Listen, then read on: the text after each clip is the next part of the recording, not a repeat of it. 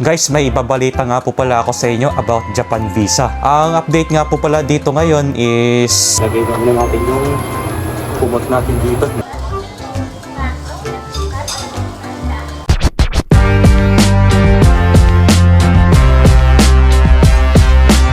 Magandang tanghali po sa inyong lahat. So ayun po, time check muna tayo. 11:30 na ng tanghali. Bali, kakatapos lang po namin kumain ng tanghalian. At maya maya po is maglalaban na ako ng mga naiiwang damit dito. Kailan yung next na renew mo ng visa? 2028 pa. 2028? After 2 years pa, no? 2 years pa. Guys, may ibabalita nga po pala ako sa inyo about Japan visa. Ang update nga po pala dito ngayon is na-aprobahan na po ng Japan Upper House yung maximum limit ng pag-apply sa visa natin. So, para po sa mga visa renewal at sa mga change of status, ang maximum limit na po na pinatupad dyan ay nasa 10 lapad na po or 100,000 yen kapag na-approvean yung visa ninyo. At sa mga PR naman po or permanent residency, ang magiging maximum limit na dyan ay nasa 30 lapad or 300,000 yen pag na-aprobahan po yung PR ninyo. So, reminder ko lang po sa inyo, yung tumaas po dito ay yung maximum limit po. Hindi po ibig sabihin yan, yun na rin yung babayaran nyo sa immigration pagka nakuha nyo yung visa ninyo. Malaki po yung chance na tumaas yung singil sa visa pag mag-a-apply po tayo. So, sisimplihan po natin, kunwari po, pag nag-renew kayo ng visa or mag-change status kayo, for example, SSW, tapos mag-switch kayo sa working visa, ang maximum limit niyan ay nasa hanggang 10 lapad po. Pero depende po yan sa magiging taon, kung ilang taon yung ibibigay sa atin at doon sila magbabase ng presyo. Kunwari, ibibigay sa atin 1 taon na visa, mas mababa po yung makukuha natin doon at hindi naman po siya lalagpas ng 10 lapad. Pero kapag 3 taon, mas mataas po siya.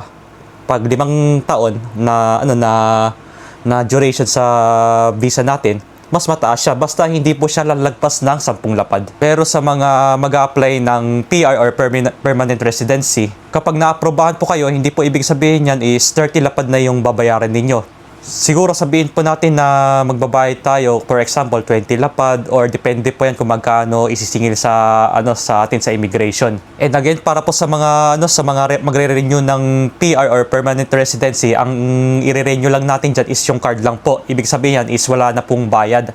At ang kailangan lang po diyan is yung mga necessary documents, yung mga importanteng bagay na isasubmit natin. So, bale, mai-implement nga ito ngayong taong 2026 pero hindi pa po sinabi yung exact month kung kailan po ito magsisimula. At maghihintay na lang din po tayo sa magiging update ng immigration para po sa presyo kung magkano pa yung itataas nila. At meron din po kasi silang immigration site, guys, kaya abang-abang na lang po tayo doon.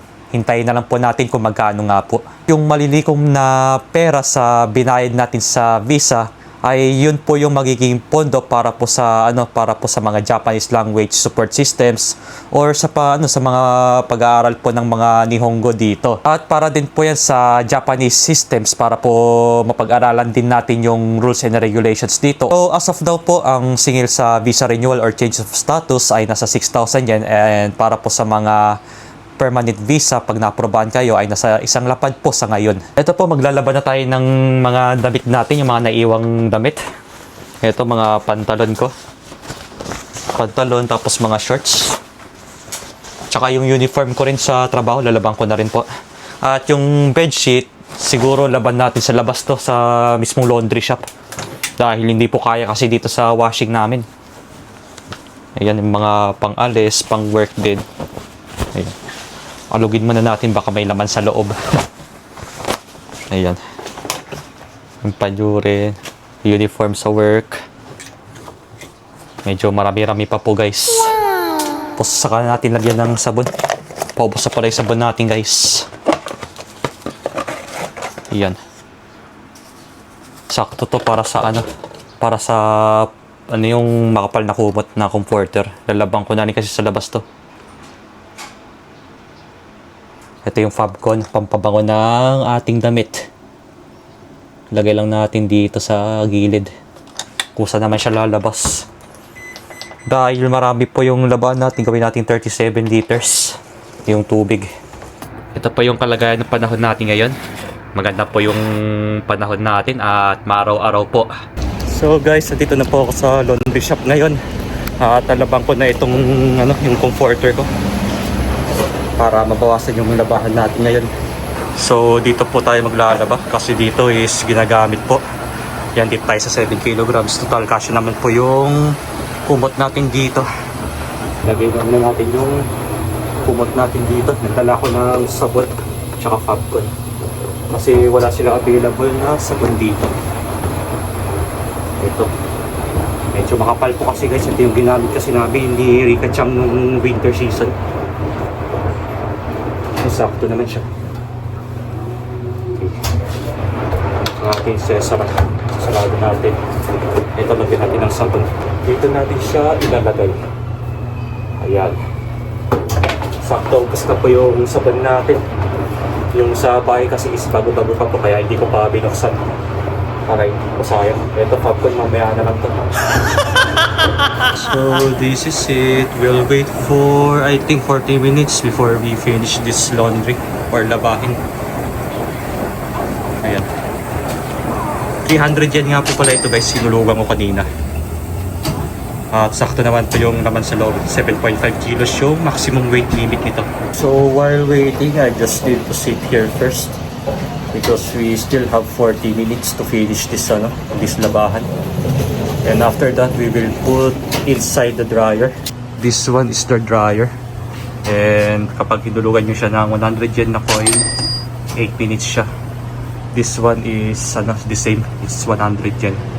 Then mas okay na po yung sinabay ko yung labay ng namin, yung pang work namin tsaka pang pasyal kanina. Lapit-lapit na rin tayo matapos guys. Yan, ilang minutes na lang ito. Ililipat natin siya sa may dryer mamaya.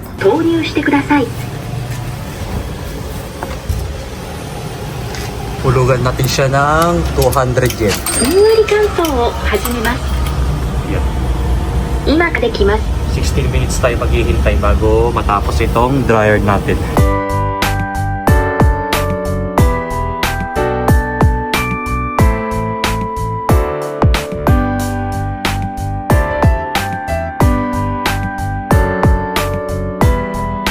Tapos na tayo maglaba guys at pauwi na rin tayo ng bahay para maisampay na rin yung labahin doon na ginawa natin kanina. So mamaya nga palang alas 3 meron akong lakad. Pupunta ulit ako sa dentist para magpalinis ng ngipin. Kasi nga every 3 months po yung linis ko doon. So time check muna tayo, 1:20 na ng tanghali. Bali aabot pa naman tayo kasi medyo malapit lang naman po yung pupuntahan natin. Sa bandang Umeda po yung yung clinic natin na pupuntahan mamaya. Kaya medyo malapit na po yun. Time check muna po tayo. Alas 2 na po ng hapon, so papunta na po tayo ng clinic ngayon. At dumaan muna po ako sa may JP Post kanina para mag-withdraw ng pera. Siyempre, mag-date kami ni Rika Chang mamaya. After ko magpalinis ng ngipin. So, bibili lang muna ako ng ticket. Bali, bibili na lang ako ng Ikoka ko para makapag-charge. Or magti-charge lang tayo ng Ikoka. Weather check muna tayo. 29 degrees Celsius po. Ayan, mainit-init na po dito sa Japan. At ilang araw na lang po at mag-i-start na ang June, which is summer season na po. Bale, maghihintay lang muna tayo ng train dito ng ilang minutes. Kasi mainit na po. At buti na lang sa loob ng train is may aircon po. Pasok muna tayo dito sa loob ng waiting room nila. Kasi may aircon po dito sa loob. Ayan, lamig. Lamig ng aircon guys. Ito po yung kagandahan dito pag simula na ang summer season, nagbubukas na sila ng aircon. Pero pag taglamig naman, heater naman po yung binubuksan nila. Talagang pag dito sa Eki namin or train station, meron silang waiting room kung saan pwede po tayo magpalamig kapag mainit ang panahon.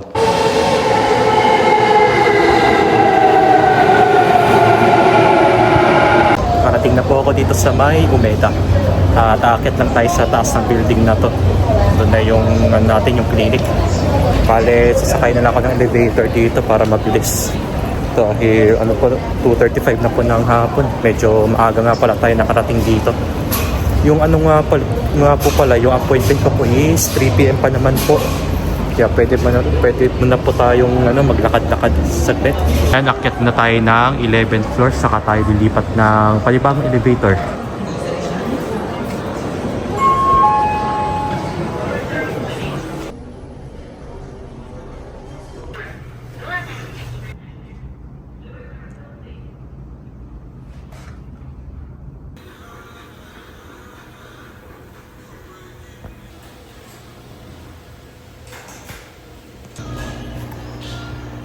Okay po, kakatapos lang ng palinis ko ng ngipin at ito nga po pala yung binayad ko ngayon.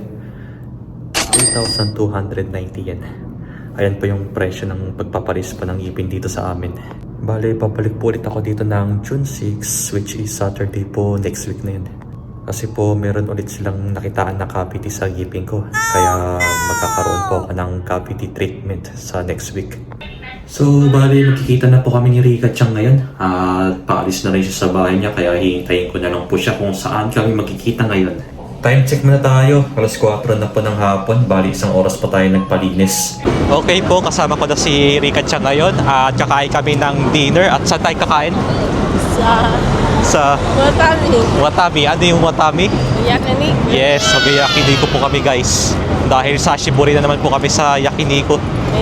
Yung pina-reserve po namin doon kahapon is 6 PM pa. Bali, meron pa tayong 30 minutes. Ayun, 5:30 na po ng hapon. Tignan nyo naman po yung kalagayan dito. Maliwalag pa po ng ganitong oras. Dahil palapit na rin yung summer. Kaya mas mahaba na yung araw kaysa sa gabi. Oo nga po guys, 3 months ago, yung last na kain namin ng yakiniku. So, ang kagandahan na kakainan namin yakiniku is eat all you can for 90 minutes, diba? Good for 90 minutes. Kaya, want to sawa po yun guys. Dahil gutom na rin po si Rika Chang at gutom na rin po ako. 40.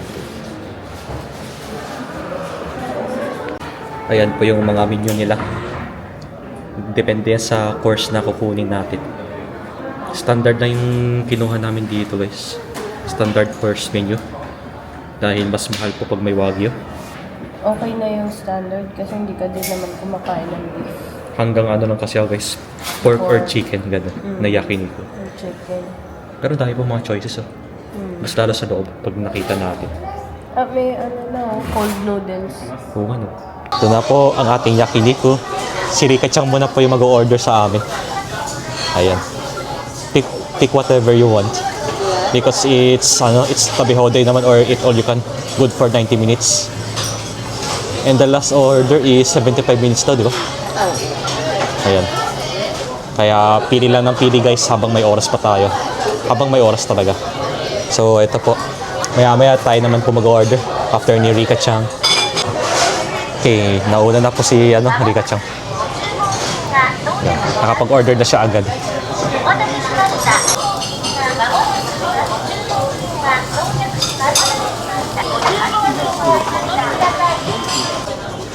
Okay, lagyan na namin yung mga ibang gulay dyan sa mismong apoy. Yung iba po kasi guys, naluto na rin. Ayan, kainin natin mamaya. Okay, unang titikim si Rika Chang.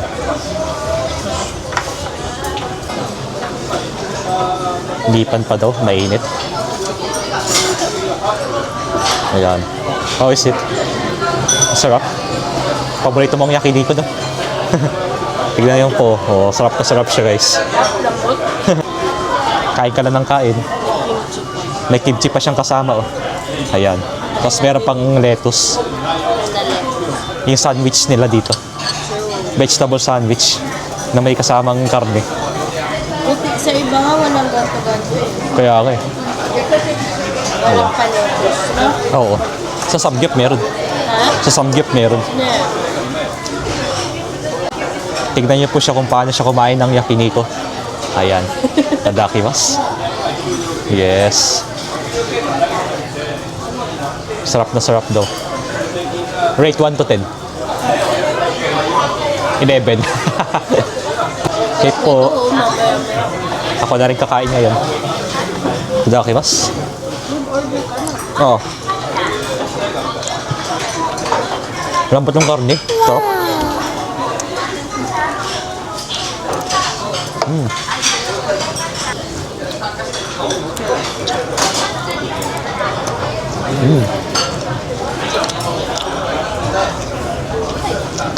Sarap. Ito try natin yung sandwich na ginawa ni Rika Chang. Lagyan natin ng karne. Tapos sausawan. Sauce. Then ito. Kaya ito lang po. Tapos konting kanin din. Ayan. Sabay balot. Ano po.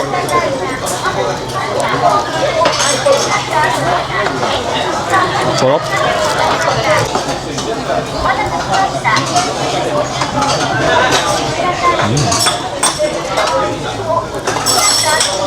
Ito na yun, di ba? Mamaya-maya kakain ka na rin ng kanin, no? Konti pa. Konti pa. Hindi mo mapipigilan yan. Feel ko nga eh. Masarap Kasi yun. di ba may Korean sila? Hmm. Feel ko di ko nga ipigilan. Sarap talaga pag may kanin. Pag yakiniko. Lagay na natin yung corn. Sarap din kasi itong corn pagka ginigrill. Manamis-namis na. Matamis yung corn nila. Tikman natin mamaya. Sauce. Sige, lagay natin yung sauce. Ayan, dito natin ilagay. Yung iba po kasi dito madaling maluto. Ito hindi pa. Ito pwede nang balik pa rin. Ayan. Kasi po ang yung mga ibang hapon po dito pag kumakain ng yakiniko, hindi na kumakain ng kanin eh. More on karne na lang talaga sila. Para masulit daw nila yung yung karne. Kasi lahat sa kanila titikma yung iba't ibang dito. Iba't ibang mga karne. Kaya talagang sulit sa kanila yung yakiniko. Oo, Kasi talagang di sila nakakain para lang sa kanila. sa karne talaga. Kaya siya yakiniko kasi Niko is karne, di ba? Pag sa atin kasi mga Pinoy yan, kanin talaga eh. Kanin is life. Nung nga kami, yakiniko kasama yung boss namin. Oo. Apat kaming Pilipino. Tatlo Tatlo. kaming Pilipino kasama. Kaming tatlo, nag-order ng kanin. Siya nang hindi. Tapos tawang-tawa siya sa amin. Sabi namin, rice is life eh. Ito, i-try po natin ulit itong nila sandwich. Sandwich with pork. Proud of you guys. Sarap, no? Wala akong masabi kundi ang sarap. Nakalap lang ba ito? Ha? No, may konting tamis kasi. Oo. Sarap ng sauce. No. Ito nga po guys, in-order ko rin itong vegetable salad natin. Korean style vegetable salad. Ayan. Pati kami dito. So, ito may sauce na siyang kasama sa loob. Bali, kuha na tayo. Para sa kanin natin. Ayan. Paborito ko kasi itong style ng Korean style na vegetable salad nila. Ayan. Tapos tikman natin. With seaweeds. Ayan, nori. Sarap. Sarap. Wala masabi. Mapakaroon niya gulay. Sarap. Busog ba? So, Yes. Rate 1 to 10. 1,000.